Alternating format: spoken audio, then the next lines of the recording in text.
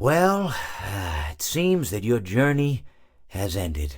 Very sorry about that. It was always going to end this way, of course.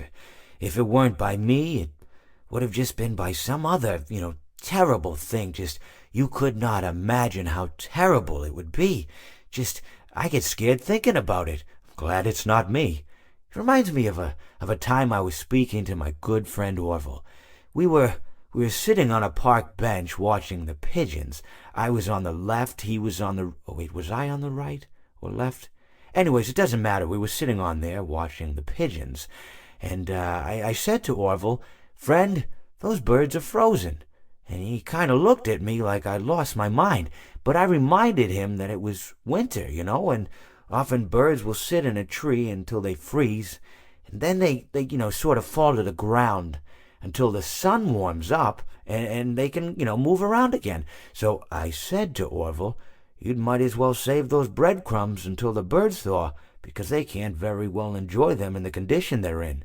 To which he asked what I meant, and asking what condition the crumbs should be in before he threw them to the birds, assuming that I meant the birds couldn't enjoy the breadcrumbs in the condition that the crumbs were in, when in fact I had meant the birds could not enjoy them in the condition that the birds were in, considering that the birds were frozen. So he took a moment and then threw his last handful onto the ground. I said to him, "Orville, why did you throw the breadcrumbs to the birds when I just told you they're frozen?" To which he responded, "The breadcrumbs are not frozen." Again, misunderstanding my words. I didn't mean to say that the breadcrumbs were frozen when I said I told you they're frozen. I'd been referring to the birds.